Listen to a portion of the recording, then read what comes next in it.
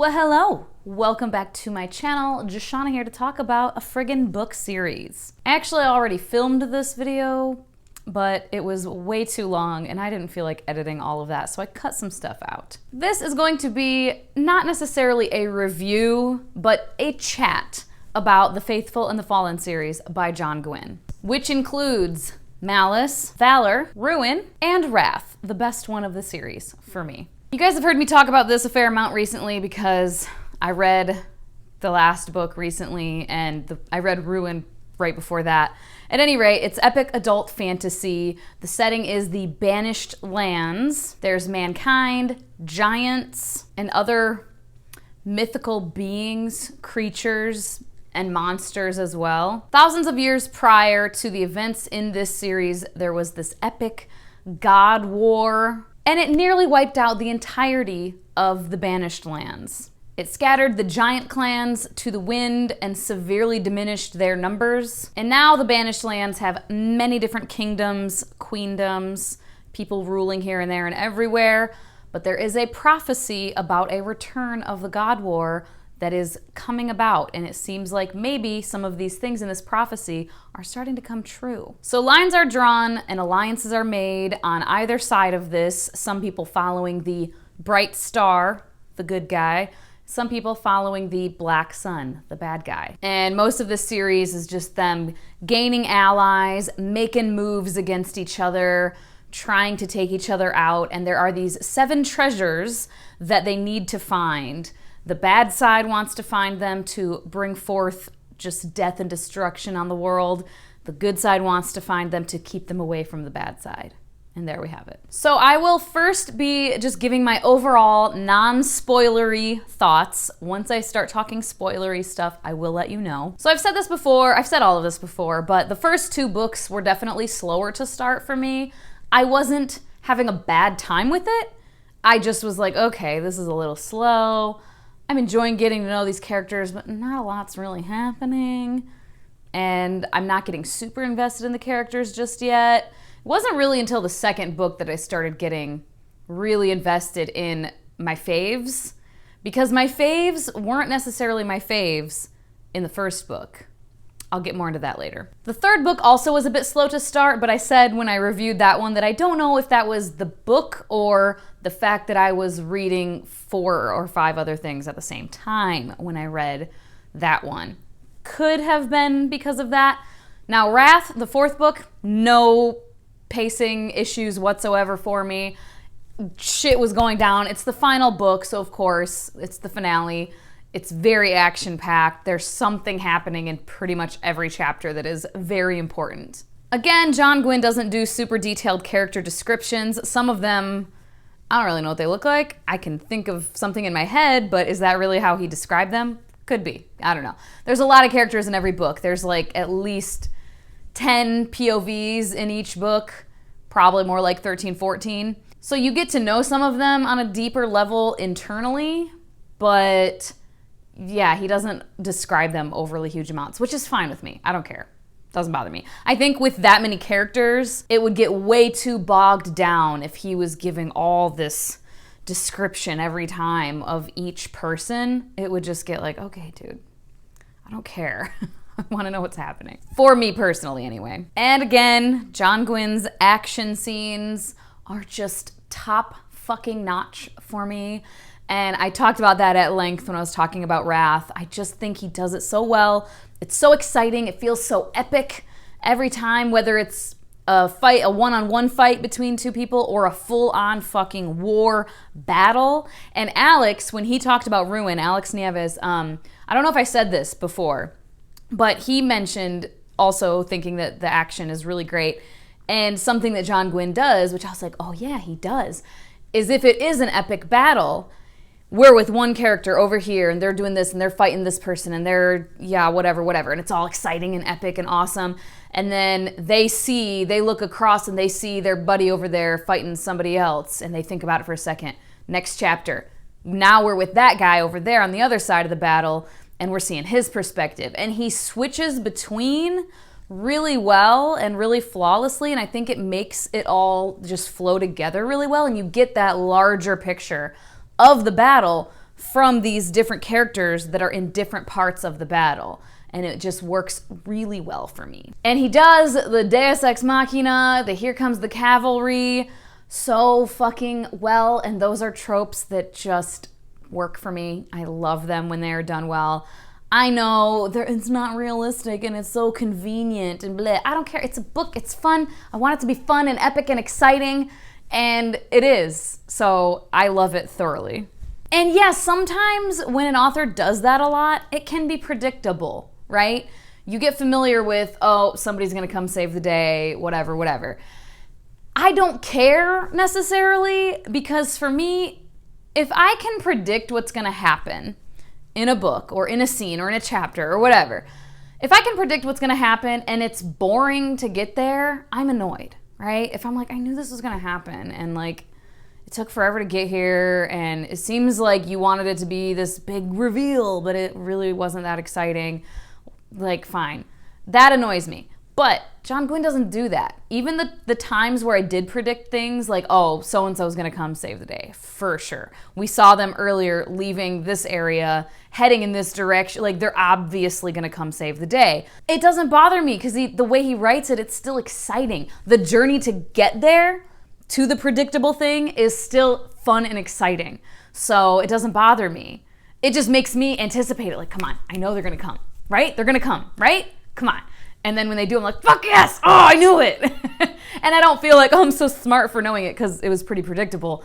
But it's just exciting, and I love it. So I can't remember the first few books, what I gave them for a rating. I know I gave them all at least 3.5. I'm fairly certain. I read Malice and, excuse me, and Valor last year. And then I started Ruin in December, but I didn't finish it until January. I can't remember what I gave them, though. I know I gave Wrath 4.75. Overall, I would probably give the series a solid 4 Pushinicorns. Because, like I said, there were some pacing issues with some of the books, and there were certain character development things that weren't always my exact favorite necessarily. I wish we had gotten more of a certain female character who I just think was badass. And then there was a villain or two who were just, I mean, I guess they were good as far as I fucking hated them because they were just the scum of the goddamned earth. But also one of them, at times for me personally, he did feel a bit like a mustache twirling villain, just evil for the sake of evil. But I don't know, like I said, just certain little things, and then the pacing stuff with certain books. So yeah, I would give it 4. Because then Wrath just, and just anytime there was the action scenes, battle scenes, I was just living my best life. And there were a couple characters who were, chef's kiss. So there we go for all of my non-spoilery overall thoughts on the series as a whole. Now for spoilery time, I will talk about my favorite characters, and then I'm gonna go through each book, my favorite or most memorable moments from the book. And this is what took me so long the first time I recorded, because everything I tabbed, I wrote down. I was like, okay, I need to actually really pick my faves. So here we go. My favorite characters in the series. The one I was just talking about that's hellbent on revenge, Maquin or Mackin. I didn't listen to audio. I don't know how it's supposed to be said, but Maquin. Yeah, he was just hellbent on revenge, but it was done well. He was absolutely focused on avenging Castell. I'm still upset about Castell. But yeah, he wasn't stupid about it all the time. And he did allow himself to fall in love and change course a little bit. And kind of, because he was just like, I don't care if I die. I don't give a shit. I'll die right now if I can get my revenge. And then he fell in love and was like, maybe I don't want to die because maybe I want to live life with this wonderful woman whom I adore. But I still want my revenge, but let me not die in the process if I can avoid it. So I really appreciated him as a character. And the one I was talking about that I wish had gotten a little bit more time on the page was Idana. I really liked Idana. In the first book, she was just kind of there in Malice. She was the princess and was just like, I'm a princess. She was nice. She was a nice princess, but she was just kind of there. But we got to see her grow from being this kind of lighthearted, sweet little princess into this young woman who commanded and demanded respect and spoke up for herself and for her people and was like a full-blown warrior queen. Fucking badass. And I just think she deserved a little bit more focus, in my opinion. Because the scenes where I saw her like standing up and being a little bit of a badass to these men who were like, oh, little girl, whatever, she just was not having it, and I love her for that. Fidel is another one who, at first, she was just there. She was the queen, and her son was going off to fight this, you know, big, huge god war, and the prophecy was coming true, and he has a big part of that, of course. And then her husband is killed, and she becomes a captive. She becomes a slave to fucking Lycos. Oh God, he's the worst.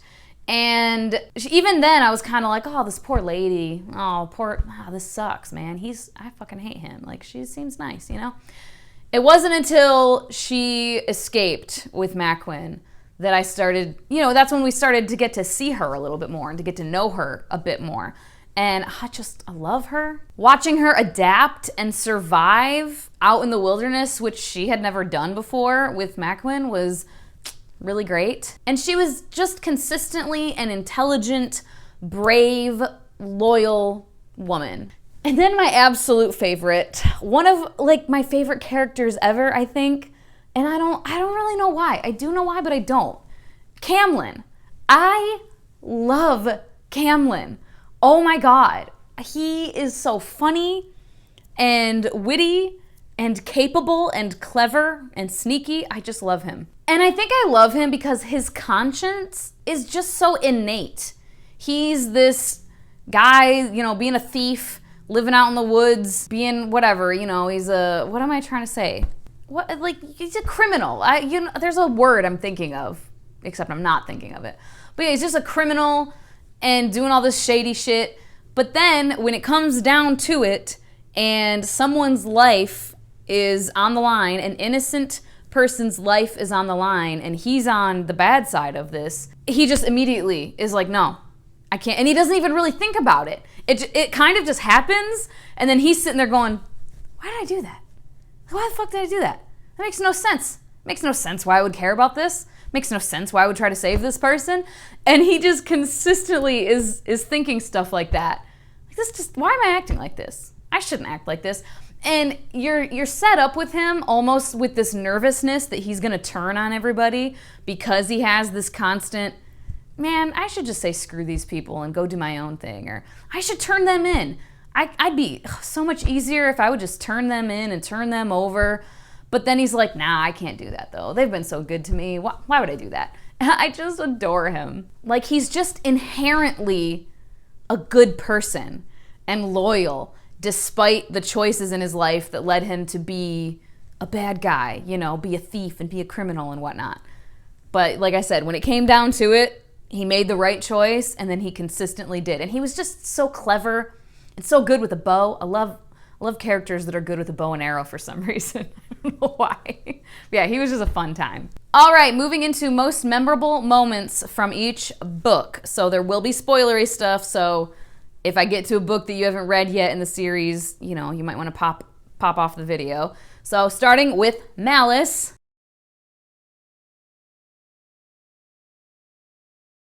I mean, when Nether killed his dad, that was definitely the beginning of the end for him. There's really no turning back from that. And it was such an oh shit moment of, because up until then, he is set up to be a good guy.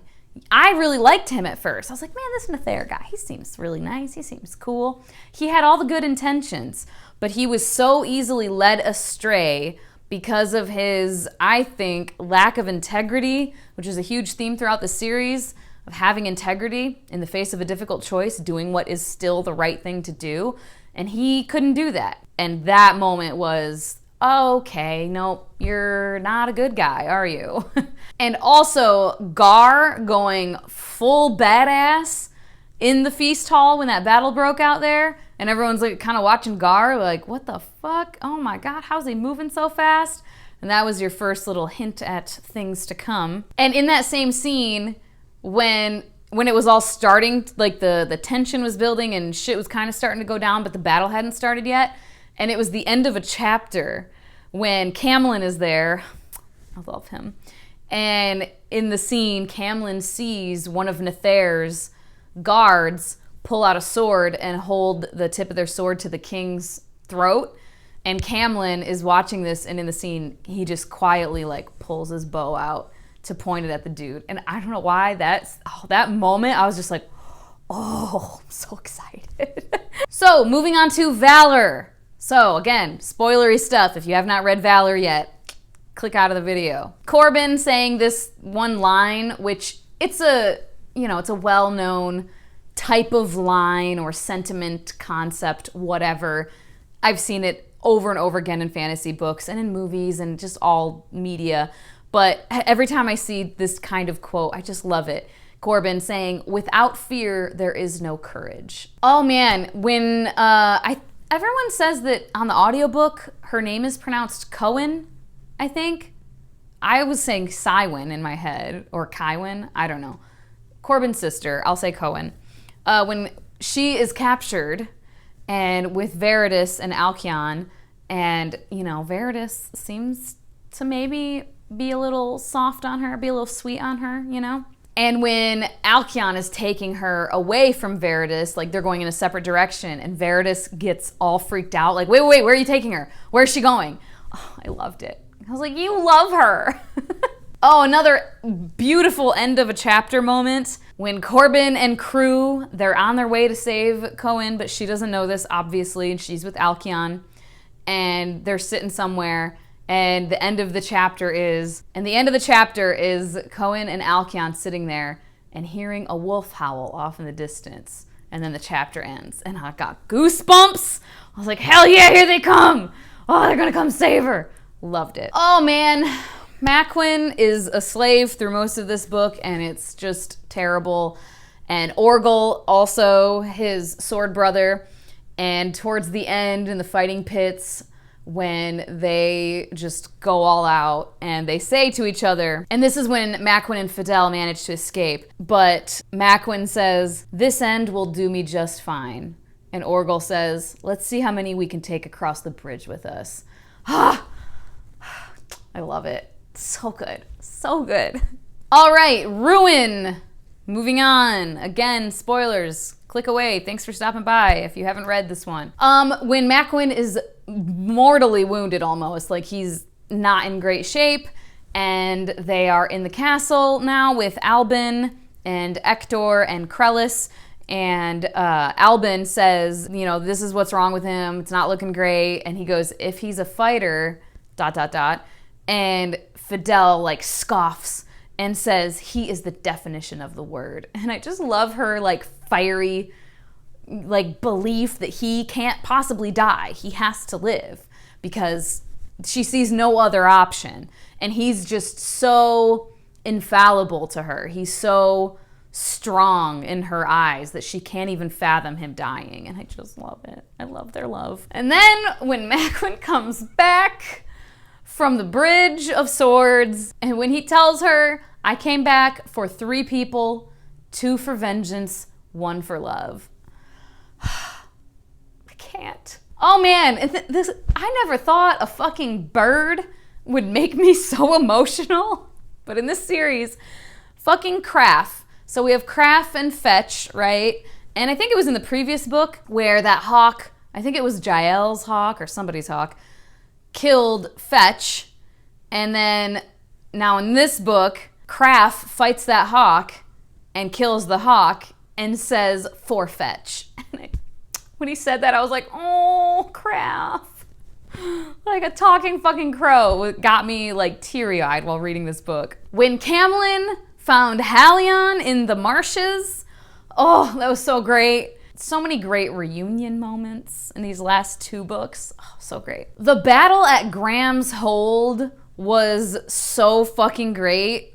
Oh man, like them coming down to fight them in the field or whatever, and all the Jahar warriors coming from the trees on their horses, And then Corbin and crew coming off the ships from the river and just, oh, so great. Except then also, I don't know how to pronounce the name, but Tuchel, Gar's dad. That was really sad. He died. That was depressing. Oh, such a great moment. Veritas finally seeing the truth, knowing the truth, and doing something about it. Thank God. I was so nervous that Veritas was going to learn the truth about Nether and being the Black Sun and everything, and that he was going to just, I'm loyal and I got to do my duty because I swore an oath. And I was going to be so annoyed, but he didn't. He said, fuck this, I'm out, and jumped out of the fucking castle with Alcyon after trying to kill, what's his shit, Calidus. And, oh, I was so happy. And that's what that Veritas really was the kind of epitome of the whole integrity theme that I saw throughout this. Corbin fighting, what's his fuck, Summer, that demon guy. Oh God, that was so amazing. It was so great. And then when Jael was like, oh, you still won, but whatever, I'm gonna stick my guards on you, and fucking Corbin is running. And then Storm and S.H.I.E.L.D. run out to save him.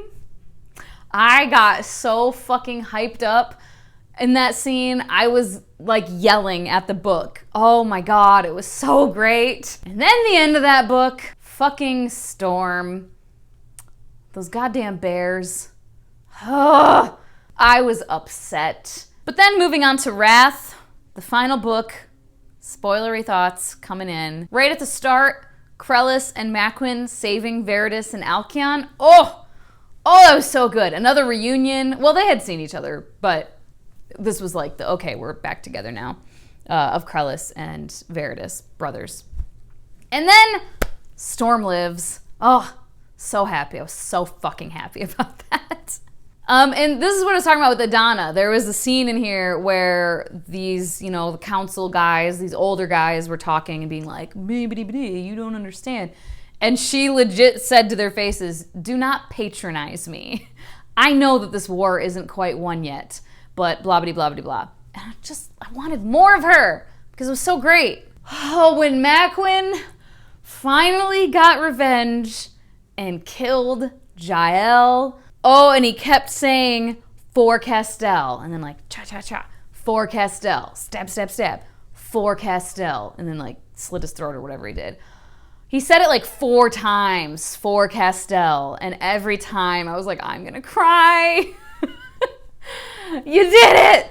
You did it! Oh, I was so happy for him. Camlin being Camlin, this was such a small moment, but it's just the epitome of why I love Camlin.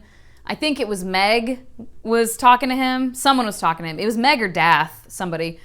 And they said, they're talking about all these wars and the battles, and they said, will there ever be an end to it? And fucking Camlin says, gotta believe there will be. It's called hope, I've been told. I just love him.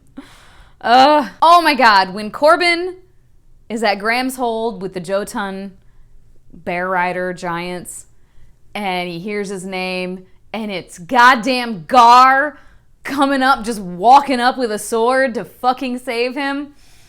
Oh, so great. It was the end of a chapter again where you're just like, fuck yes, oh my God, I was so happy. And then one of these predictable things, we had seen Storm leave the campsite after getting healed with Brina, and they were like, where's Storm going? And Brina was like, to find Corbin, I imagine.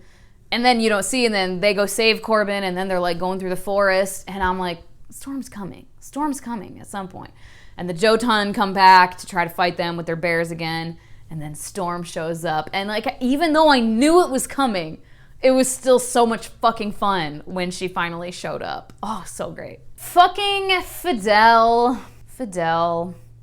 sacrificing herself because I think she knew one way or the other, like she knew that if she didn't die in that moment, that Maquin would die and not get his revenge, and then she would be captured. Like if Maquin killed himself, like Lycos told him to, she's like, I'm gonna get captured and raped and assaulted and beaten. I don't care. I'd rather die than do that. I would really rather not do that again. And you know, I can understand that. And so it totally made sense. And she's like, if I die right now, he will live on and he will fight on and he will be able to get his revenge and I won't have to be captured and like blah, blah, blah, whatever. So it was a heartbreaking moment, but it made sense. In the fucking final battle at Drassel, when Connell takes his guys out per Rin's orders and he's running at Hallion and Hallion's crew, and then he's just like, JK, we're on your side. That was so great. Oh my God, so great. Oh man, a line that I loved. We're in the battle. Lycos is back. He's in the battle being fucking Lycos. And then it says in the book that he hears someone scream, Lycos. And he looks and it's Maquin. And then the chapter ends with Lycos began to run. And I was like, yeah, you run, you little bitch, because he's gonna fucking come kill you. And I cannot wait. Oh, I'm so excited. Oh, I'm so excited. Fucking Halan, the kid, came in so clutch with those goddamn drag eggs. Oh my God. I was so scared for him for a minute there, but I just love, he's such a fun character too. He was so fun. He just adored Corbin so much. He's like a future king. And he's just like, let me get these drags to chase me. Like, what? Sir. But yeah, he did a good job. Rafe finally fucking getting his from Camlin. Oh my God, he was so annoying. Rafe was just, every time there was a Rafe chapter, I just rolled my eyes going, good God, I don't give a shit about this stupid fucking person. He had already gotten mercy once and it was a poor life choice and Camlin was like, why the fuck did I let that dipshit live?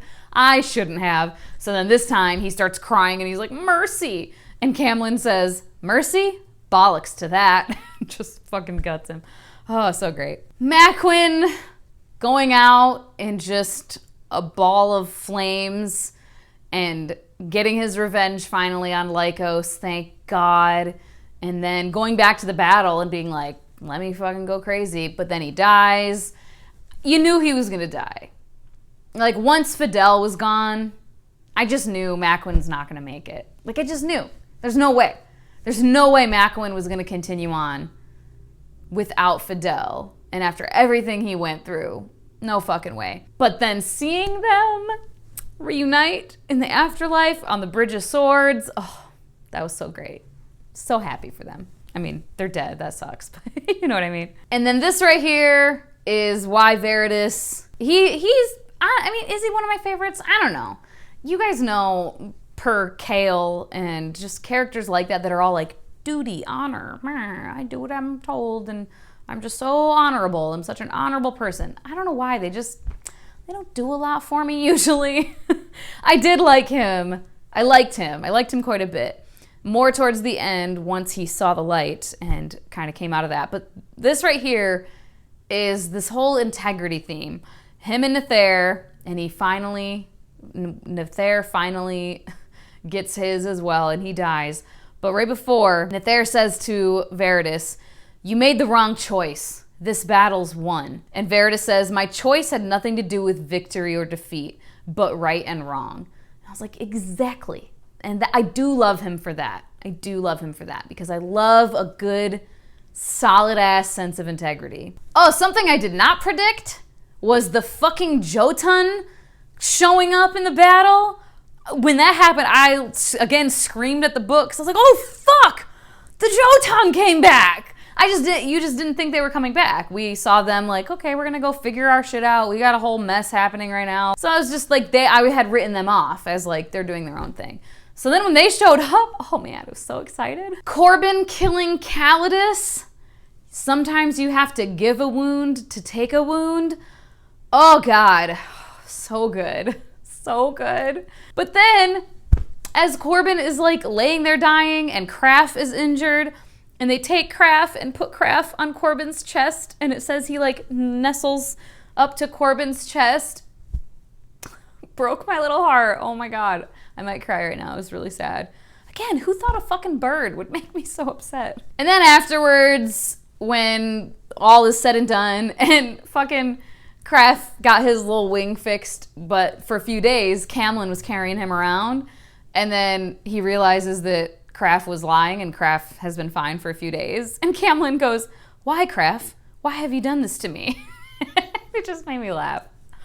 I love Camlin, okay? Can you tell? And then one of the greatest, just most satisfying ending lines of a book, ending dialogue, when they're all on their way out of Drassel, Corbin and his crew that are going to do their thing. And he says, "Well, let's see what we can do with this freedom we fought so long and hard for." So good. So fucking great. Oh my God. So there we go. I hope I didn't talk for 45 minutes again and have a lot of editing to do, but those were the most memorable moments for me from each of these 4 books. I really enjoyed this series. I can understand, I know some people who have read the first book and didn't really love it. I can understand why some people wouldn't love the book, but for me, it just was such a fun time. Fun fucking time. Like, this is what reading... For me, reading should either be just a great fucking time, like this is entertaining, or really profound, right? And there's a lot of stuff in the middle where it is fine, I don't know, it's whatever. But this series is that like extreme end of the just fucking fun, epic shit. And I said it when I talked about Wrath. I swear to God, if someone doesn't make this into a TV show, I'm gonna be pissed, because it'd be such a great TV show. Because it just has those moments, those epic, awesome moments. Anyway, as always, thank you so much for your time. Hope you guys have a wonderful day, and I will talk to you later. Bye-bye.